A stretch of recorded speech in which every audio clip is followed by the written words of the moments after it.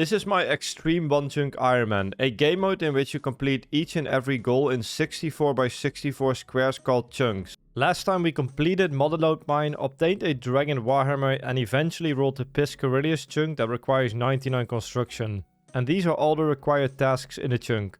Grab a snack, subscribe, and let's get into the progress. We started off the construction grind in Piscarilius, repairing cranes. And I've done some XP testing, and it looks like I can get around 40,000 construction XP per hour and almost 80k crafting XP per hour when I have some people helping me repair cranes. So that's actually really good. The reason this is better with alts is because you both have a success rate of repairing the crane, and if one of you completes it, then everybody completes it and gets the XP. So 1 to 2 alts is optimal for this method. I won't have an alt for all of the trading, but it is really nice when people are helping me out. I'm also doing gangsters every half an hour for plank drops. I have about 70% of all the spots available in my chunks, so that's actually pretty good. And on average for each gangster spawn I get between 50 and 100 planks usually. So this is one of the pretty good ways to get planks for me, and I get some range XP as well. Alright, I just cleared a gangster spawn, and as you can see my inventory, we got like 75 planks and 40 gold bars. Little bit of herblore XP as well. Some gems, coins, runes. Pretty fun to do these gangster spawns. And I have a spreadsheet for the gangsters. They have a cycle and I can exactly see where they spawn every half an hour. We just have to figure out where they spawn after the update each week because the spawns reset. But that's going to be very handy. I just got 87 ranged from the gangster kills. First passive range level, collecting planks. Beautiful. Someone pointed out that I actually missed a music track in one of my previous chunks. The Falador Motherlode Mine chunk has a downstairs basement with all the RuneScape updates. It's actually really cool. It's downstairs in the party room. And there we go. Museum Madleap music track. There's my beloved Scotizo. Yeah, this place is actually really cool. It has a statue of every RuneScape update basically over the years.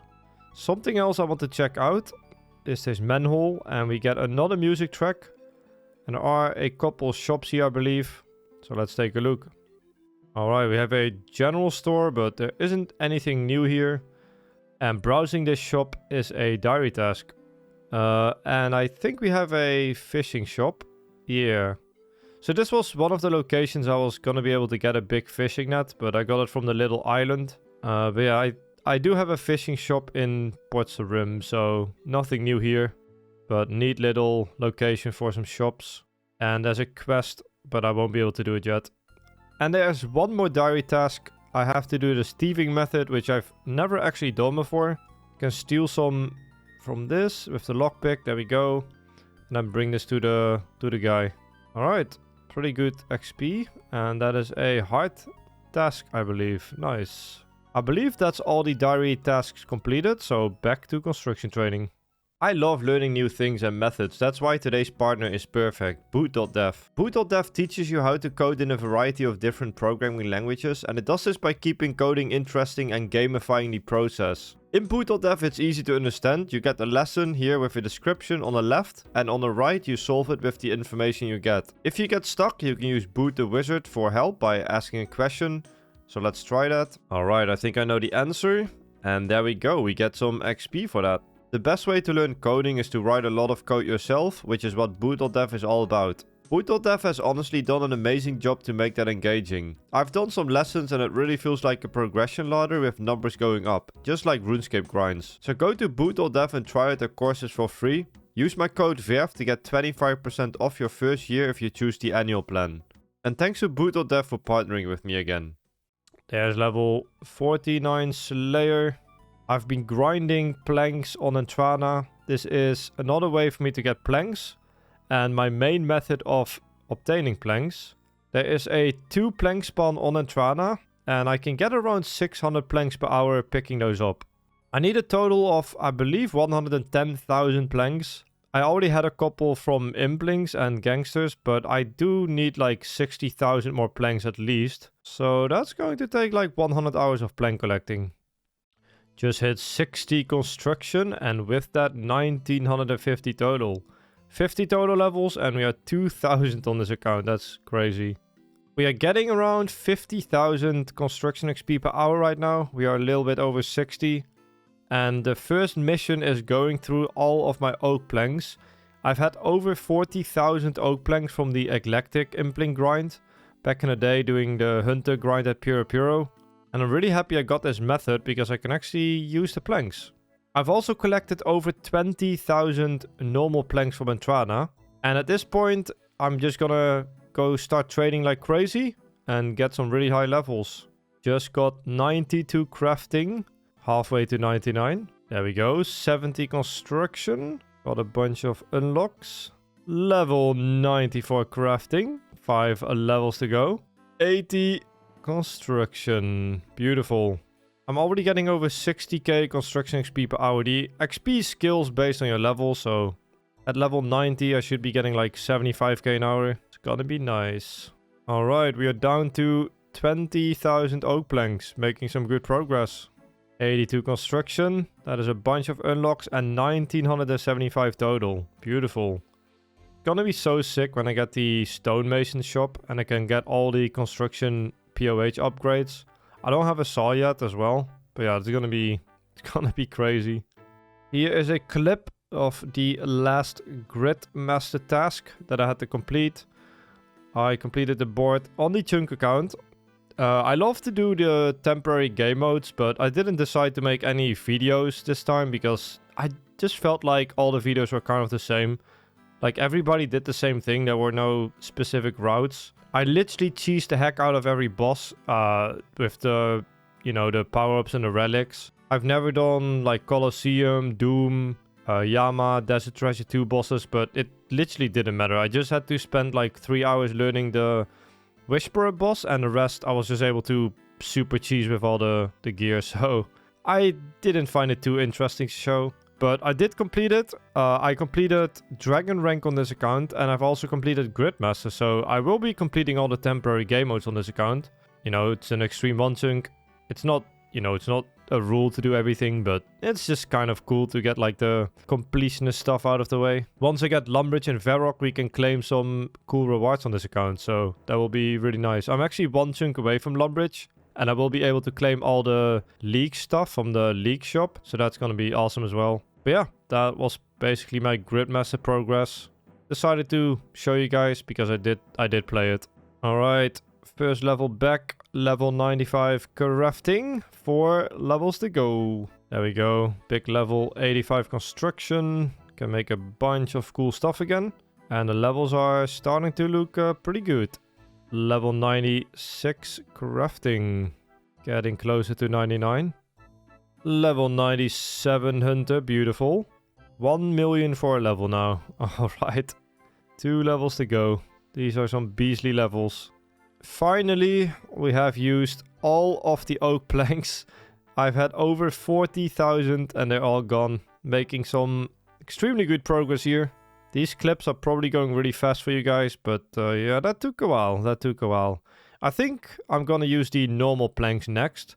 And save the mahogany and teak planks, potentially for sailing. Because I might get a saw, but I'm not sure. If I get a saw, then the mahogany and teak planks will be faster to use. And I probably will be 99 crafting. Yeah, no, I'll definitely be 99 crafting with the normal planks. So I'm gonna keep those teak and mahogany planks just in case. And go to the normal planks next.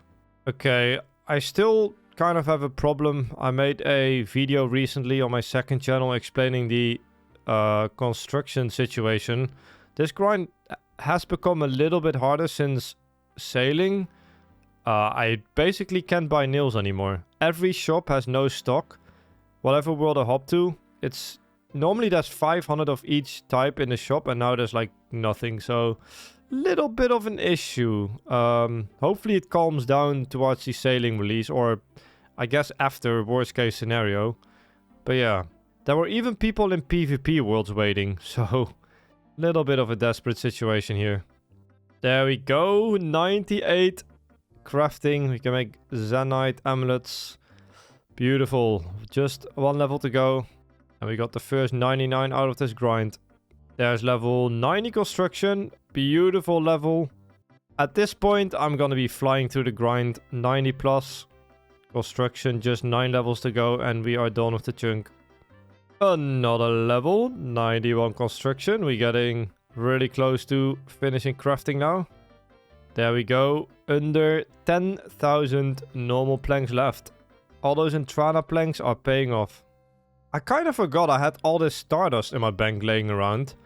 I kept the Stardust in case I got 99 crafting via the crafting guild. And I think buying soft clay packs is more XP than gems. So I was kind of waiting and seeing if I got the crafting guild chunk first. But since I'm getting 99 crafting for free with the construction grind, I might as well spend the Stardust. See if I get an Onyx and also get some more gems in the bank for maybe future grinds like bolts or, you know, maybe some jewelry in the future. And I can get some really chill and nice crafting XP before hitting 99. So let's spend the Stardust.